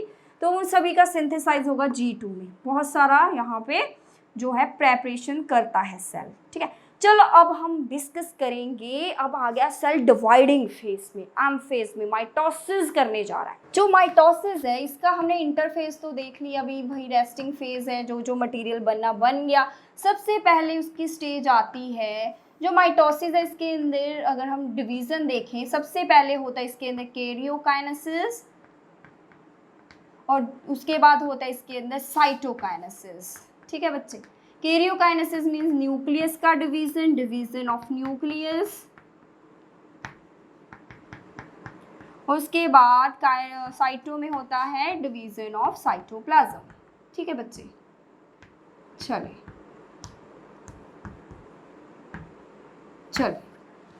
ये हो गया। चलो अब हम इसके स्टेजेस, जो कैरियोकाइनेसिस है इसकी 4 स्टेजेस हैं, prophase, metaphase, anaphase and telophase. Prophase में क्या होगा, अभी सेल अभी एंटर ही किया है अभी सेल डिवीजन में, उसके पास डबल डीएनए है, स्ट्रैंड है, अभी वो कॉइल नहीं हुआ, अभी क्रोमोसोम नहीं बना है। अभी क्रोमेटिन ने सोचा कि भाई अब तो मैं पहुंच गया हूँ, अब तो मैंने डिवाइडिंग करना है। बेटे हम जब किसी को चीज़ देते हैं, डिवाइडिंग में क्या है, डीएनए जा रहा है 2 सेल को बांटा जाएगा सामान। डीएनए बहुत प्रेशियस है, तो हमने ट्रांसपोर्ट कर रहे हैं हम डीएनए, तो उसकी सुपर पैकिंग करनी है भाई, अच्छे से पैक करेंगे, ऐसे थोड़े खुला ही ले जाएंगे, तो उसकी सुपर पैकिंग करो। जैसे कई बार हम घूमने जाते हैं तो बहुत अच्छे से पैक करके लेकर जाते हैं चीज़ें, ठीक है। तो बहुत ज़्यादा ओवर पैकिंग, जैसे कि पहले भी वो पैक ही था क्रोमेटिन के अंदर, न्यूक्लियोसोम पहले भी वो थोड़ा पैक था, ऐसे घर में भी तो हम कुछ चीज़ें पैक करके रखते हैं, तो क्रोमेटिन अभी तो घर में ही बैठा था, तब भी वो थोड़े हम चीज़ें पैक करके रखती, लेकिन अब तो वो किसी न्यू घर में जा रहा है, न्यू सेल के अंदर जा रहा है, तो उसको पहले पूरा पैक होके, पूरा तैयार होके जाना है, पूरी पैकिंग कर देनी है, हमने पैकेट्स बना लेने हैं। तो जो पैकेट्स बन रहे हैं यहाँ पे क्रोमेटिन के, वही क्रोमोसोम है। तो फिर क्या है बेटा जी, क्रोमोसोम प्रोफेज में जो क्रोमोसोम होगा वो आपको दिखेगा बहुत ज़्यादा सुपर क्वाइल हुआ यहाँ पे क्रोमेटिन बहुत ज़्यादा सुपर क्वाइल हो जाता है। 2 सिस्टर क्रोमेटिड है यहाँ पे, ठीक है। ऐसे जो क्रोमोसोम हैं ऐसे बिल्कुल आपको नज़र आएंगे प्रोफेज के अंदर, क्योंकि सुपर क्वाइल होके आए हैं, पैकेट बन गए, अभी उन्होंने देखा कि अब तो डिवाइड करना ही है, तो फिर वो पूरा सुपर क्वाइल हो गया, आपको ऐसा दिखेगा। जैसे आपको बुक में भी गिवन है कि जैसे ही डिवीज़न स्टार्ट होगी तो क्रोमोसोम दिखने लग जाएंगे, ठीक है ना, क्योंकि अब तो मन बन गया कि डिवाइड करना ही करना है, तो फिर सुपर पैक होना पड़ेगा, पैकेट बनाना ही पड़ेगा उनको अपना, नहीं तो फिर वो गुम हो जाएंगे रास्ते के अंदर, सामान इधर उधर फिर चला जाएगा। ऐसे अगर आप बैग के अंदर पैक नहीं करोगे अपना सामान तो खो जाएगा, स्टेशन पे उठा लेगा कोई, फिर क्या करेंगे। सेम वे डीएनए को भी पैक होना पड़ेगा, पैकेट बनाना पड़ेगा, तभी वो अच्छे से जा सकता है। प्रोफेज जो है, ठीक है, प्रोफेज के अंदर मान लीजिए ये सेल है, इसके अंदर न्यूक्लियस है, न्यूक्लियस के अंदर जो क्रोमोसोम है, ठीक है, ऐसे प्रोफेज में हमेशा डबल स्टैंड वाला ही दिखेगा क्योंकि ऑलरेडी एस फेज में वो डबल हो चुका है बच्चों, डुप्लीकेटेड ऑलरेडी हो चुका है।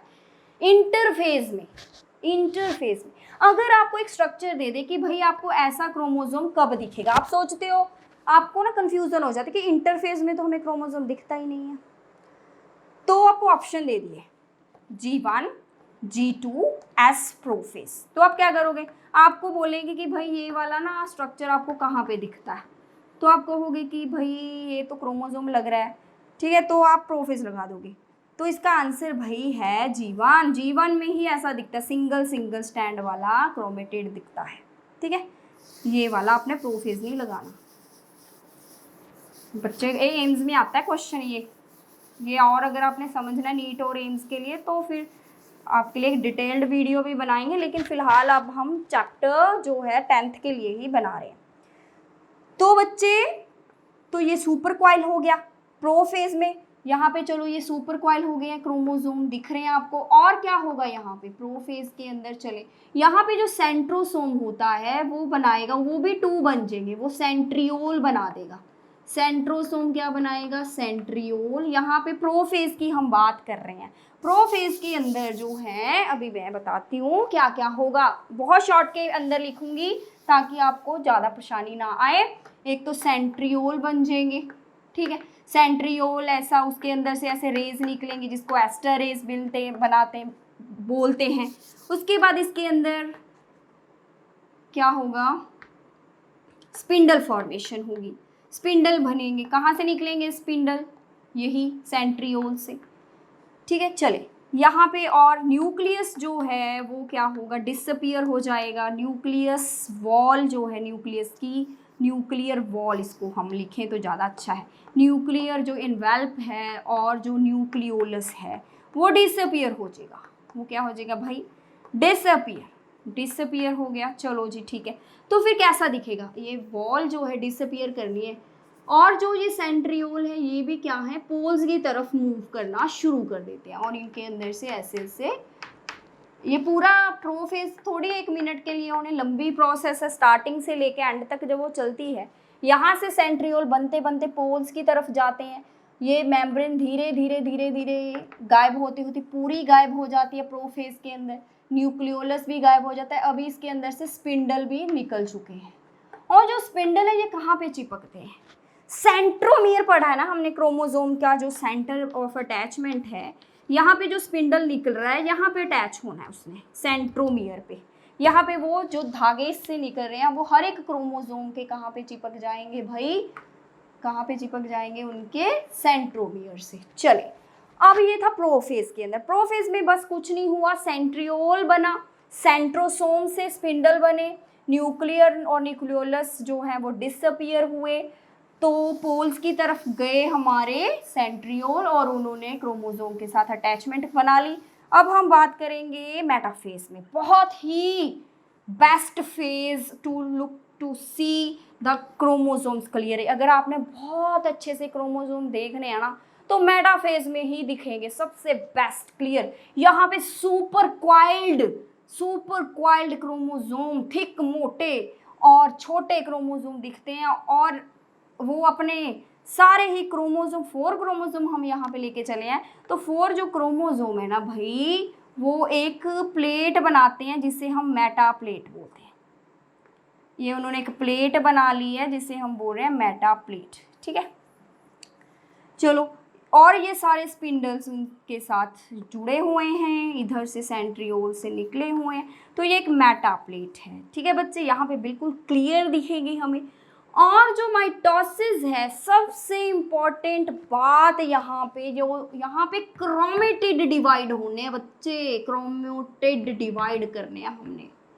बहुत ही इम्पॉर्टेंट पॉइंट जो बताया मैंने आपको, बच्चे इसको ही नहीं समझ पाते। मियोसिस में क्रोमोसोम्स डिवाइड होते हैं क्रोमेटिड, ये वाले क्रोमेटिड है, ये क्रोमेटिड है, ये दूसरा, यहाँ पे डिवीजन हुई है।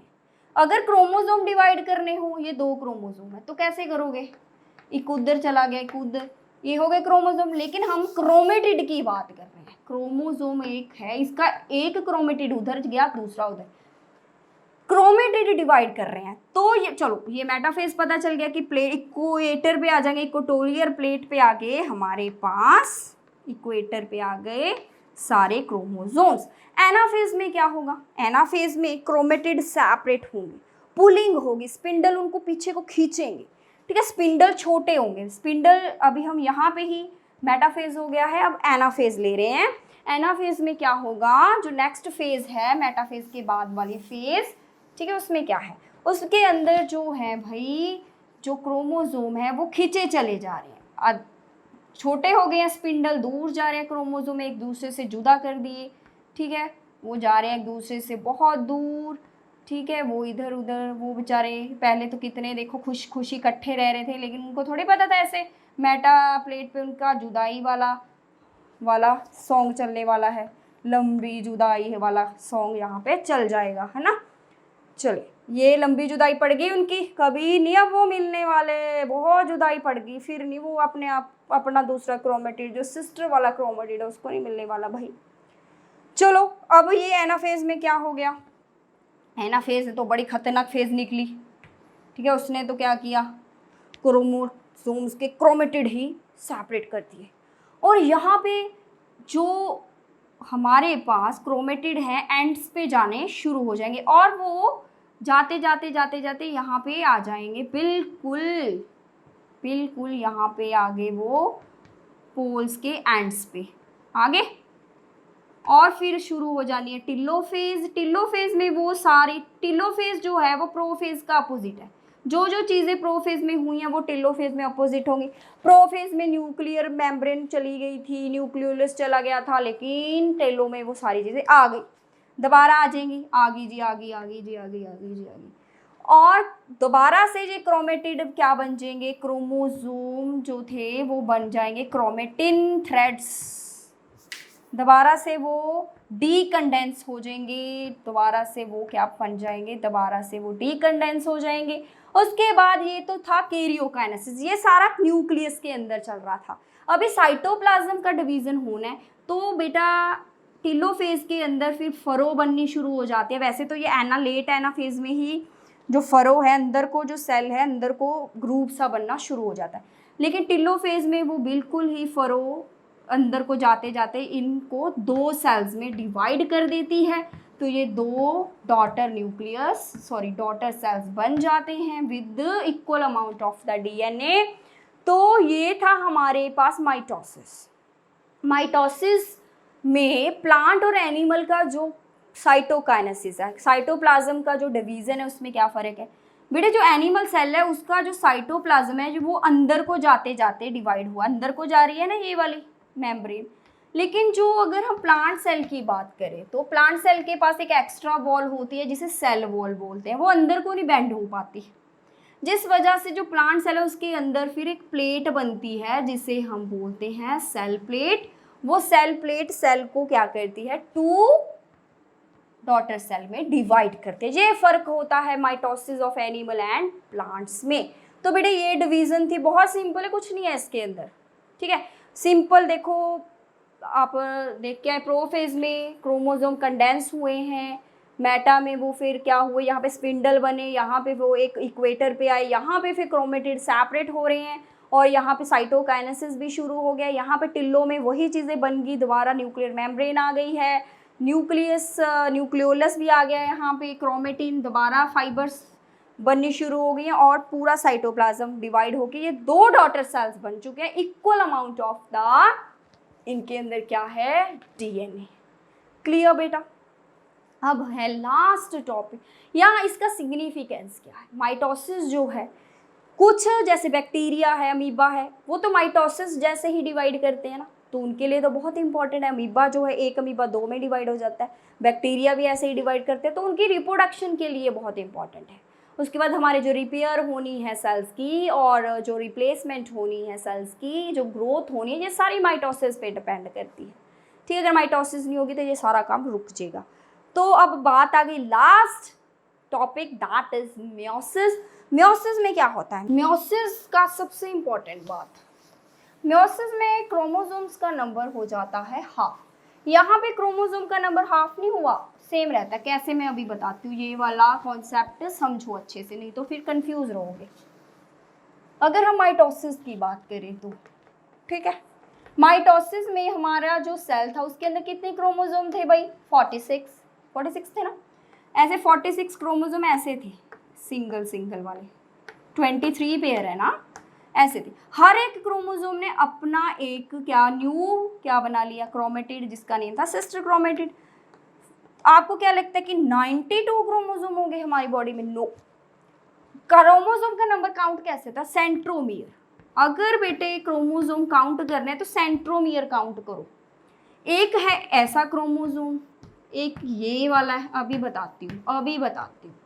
एक कुछ ऐसा है। क्रोमोसोम कौन सा है इनमें?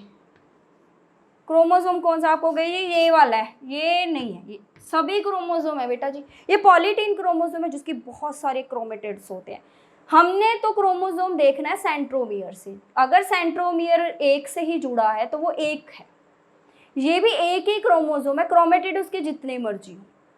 अगर वो एक ही सेंट्रोमियर से जुड़ा है तो वो एक क्रोमोसोम ही माना जाएगा। ये भी एक है, ये भी एक है, ये भी एक है, क्योंकि ये एक ही सेंट्रोमियर से जुड़े हुए हैं। अगर मैं ये वाला बोलूँ तो ये दो है, ये इसका अपना सेंट्रो है, इसका अपना है, ये 2 बन गए, ये वाला। ठीक है, तो ये डिपेंड करता है सेंट्रोमियर पे। तो चले, तो यहाँ पे जो न्यू वाले क्रोमेटिड बने हैं वो जुड़े तो उसी सेंट्रोमियर से थे ना, कोई उन्होंने न्यू सेंट्रोमियर तो नहीं बनाया, तभी इनका नंबर 46 ही रहा, है ना। तो 46 ही रहा, मेंटेन रहा नंबर। और जैसे ही डिवाइड हुआ तो एक सिस्टर क्रोमेटिड उधर चला गया, दूसरा उधर, इसके अंदर भी 46 ही रहे, उसके अंदर भी 46 ही रहे। ठीक है, वैसे तो अगर हम क्रोमेटिड, यहाँ पे क्रोमोसोम 46 ही थे, क्रोमेटिड कितने हैं? क्रोमेटिड जो टांगे हैं वो कितनी थी भाई? वो 92 हैं। क्रोमेटिड जो है वो 92 है, क्योंकि दो एक इसका 2 टांगे, 1 2 3 4 ऐसे करके टांगे, ऐसे हर एक क्रोमेटिड को अगर आप काउंट करो तो वो 92 है। तो ऐसे ही 46 क्रोमेटिड इधर चले गए, 46 उधर, तो क्रोमोसोम 46 ही रहे। ऐसे कंफ्यूज नहीं होना कि भाई 92 क्रोमोसोम बन गए। अगर बेटे इतने क्रोमोसोम बन जाएंगे तो वो ऑर्गेनिज्म तो बहुत ज़्यादा क्या हो जाएगा, उसके अंदर वेरिएशंस आ जाएंगी। डीएनए के अंदर तो इतना सा भी कुछ गड़बड़ हुआ, एक भी क्रोमोसोम कम ज़्यादा हो जाएगा तो बहुत प्रॉब्लम आती है। तो आपने तो 92 सोची बैठे कि 92 क्रोमोसोम कर दिए, डबल कर दिया, ऐसा कुछ नहीं है। अगर वो एक ही सेंट्रोमियर से जुड़े हैं तो वो एक ही क्रोमोसोम माना जाएगा। अब हम बात करते हैं मियोसिस के बारे में। मियोसिस में आपको बड़े बड़े शब्दों में लिखा है कि ये एक रिडक्शन डिवीजन है, इसमें नंबर रिड्यूस होगा। अभी बताते, ये एक इक्वल डिवीजन है जिसमें 46 वाला 46 ही दोनों में गया है। यहाँ पे जो है नंबर हाफ रह जाना है। ये मेल है, ये फीमेल है। हमारा जो बेटे हम डिप्लॉयड है 2n हमारे जो सेल है डबल सेट है ना, क्योंकि 23 पेयर है, डबल सेट है। एक सेट हमारा मदर से है, दूसरा सेट हमारा पापा से है, तभी तो 46 है। 23 क्रोमोसोम जो है हमारे मम्मी से हैं, 23 पापा से हैं, तभी 46 बने, तभी हम 2n है। अगर ये 2n ही मान लीजिए 2n से ही सीधा स्पर्म बन गया सेल से और यहाँ पे एग बन गया, तो अगर ये भी 2n ही थे तो ये तो मिलके फिर 4n बन जाएंगे। तो जो बच्चा पैदा होगा वो तो 4n वाला होगा, उसके अंदर तो क्रोमोसोम ही पता नहीं कितने हो जाने, 92 हो जाने, तो उसके अंदर तो बहुत ज़्यादा जेनेटिक म्यूटेशन आ जाएगी। ऐसा नहीं करना, इक्वल नंबर रखना है हमने। तो यहाँ पे जो गैमीट फॉर्मेशन होती है, ठीक है, जो स्पर्म बनने हैं, जो गैमीट्स बनते हैं ना बेटा, मेल से, जो मेल का जो सेल होगा टेस्टिस के अंदर, ठीक है, ऐसे फीमेल में जो ओवरी है उसके अंदर जो सेल होंगे वो ऐसे डिवाइड करते हैं वो हैप्लोइड n नंबर बनाते हैं, जो उनका डॉटर सेल बनते हैं वो nn होते हैं, हाफ हो जाता है नंबर। जब वो मिलते हैं फर्टिलाइजेशन के टाइम वो 2n ही रह जाता है, तभी जो बच्चा होगा तो वो 2n ही होगा, सेम लाइक देयर पेरेंट्स। तभी इसको एक रिडक्शन डिवीजन बोला जाता है। हाफ होता है ये नंबर। ये क्यों हाफ होता है इतना डिटेल में तो आपको दिया ही नहीं है, ठीक है। अगर आपको फिर भी देखना, हम एक सेपरेट वीडियो बनाएंगे। अगर आपको क्यूरियोसिटी है कि भाई कैसा हुआ इसे, तो फिर हम एक सेपरेट वीडियो बनाएंगे, ठीक है। तो बेटे इसके अंदर होमोलोगस पेयर्स बनते हैं। अभी हम बात करेंगे होमोलोगस पेयर्स क्या होते हैं। तो मान लीजिए आपका एक क्रोमोसोम है ये, एक है ये, ठीक है। एक मान लीजिए 23 पेयर्स है ना हमारे पास, 46 क्रोमोसोम। ये वाला जो है आपका, ये है मेल वाला, पापा से मिला, ये मम्मा से मिला, ठीक है। ये मॉम से मिला मान लीजिए, ये डैड से मिला। चलिए, तो ये दोनों ही होमोलोगस, आपस में वो बहुत आइडेंटिकल होंगे। मान लो ये वाला जो मेरा डीएनए का स्ट्रैंड है, इसके ऊपर यहाँ पे मेरा आईज का कुछ कोड है, यहाँ पे नोज का कुछ कोड है, ठीक है। यहाँ पे हेयर का कोड है, सेम वे उसका ही वैसे ही करेक्ट। ऐसे पापा का भी नोज है भाई, पापा की भी आईज हैं, पापा के भी हेयर हैं, सब कुछ है। तो ऐसे पापा की भी आईज का कोड होगा, नोज का कोड होगा, हेयर का कोड होगा, लेकिन वो कोड डिफरेंट होंगे। ऐसे आपकी जो मम्मा की आईज है पापा की आईज से सेम थोड़ी है। आईज मम्मा के पास भी है, पापा के, लेकिन कलर डिफरेंट होगा, जस्ट शेप अलग होगी, थोड़ा सा साइज का भी फर्क होगा, छोटी बड़ी आंखें होती हैं, ठीक है। ऐसे नोज किसी की मोटी होती है, पतली होती है। नोज मम्मा की भी है, पापा की भी है, लेकिन पापा की थोड़ी मोटी नोज है, मम्मा की पतली सी नोज है ना। नोज पिन डालते हैं तभी तो लेडीज। तो है आइडेंटिकल ही, वैसे ही कोड उसके ऊपर है, उसी पोजीशन पे है, लेकिन करैक्टर वही देंगे वो कोड, लेकिन वो क्या है, डिफरेंट थोड़े से कोड है। यहाँ पे मान लीजिए आई के लिए GCC है, यहाँ पे हो सकता है TCA कुछ हो, यहाँ पे कोड कुछ और है, यहाँ पे कुछ कोड और है। तो कोड का फर्क है, लेकिन वो होमोलोगस पेयर हैं। आई के लिए उसके ऊपर भी वहीं पे कोड है, आई के लिए उसके ऊपर भी वहीं पे कोड है।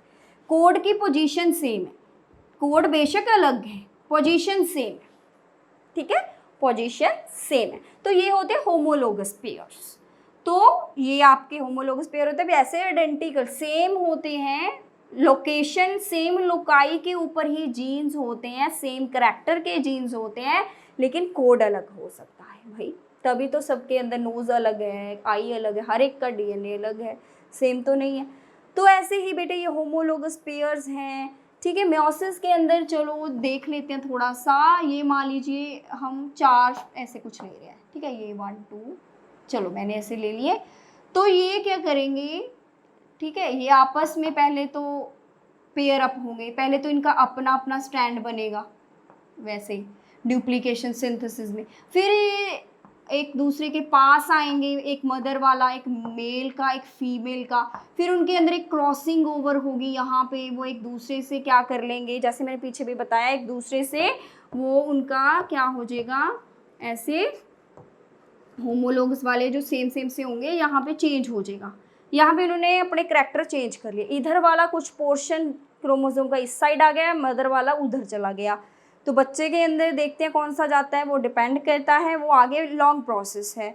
चलो यहाँ पे जो DNA मिक्स हो गए, DNA के जो जीन्स है मिक्स हो गए, जिस वजह से जो बच्चे हैं उसके अंदर कुछ करैक्टर मदर के आ जाते हैं, कुछ फादर के आ जाते हैं, DNA मिक्स हो जाता है, ठीक है। इसको क्रॉसिंग ओवर कहते हैं। जो मेयोसिस है इसके अंदर रिडक्शन होती है भाई क्रोमोसोम्स की, ठीक है, नंबर हाफ रह जाता है, इस वजह से इसको रिडक्शन डिवीज़न बोलते हैं। और यहाँ पे कुछ वेरिएशंस आती हैं, न्यू कॉम्बिनेशन बनते हैं, और ये एक रिडक्शनल डिवीज़न है। यहाँ पे ये सारा आपके पास था मेयोसिस एंड माइटोसिस। इसका डिफरेंस जो है हम एक अलग वीडियो में डिस्कस करेंगे। ये था बेटे chapter structure of chromosome, cell cycle and cell division. I hope you like this video. Thank you so much.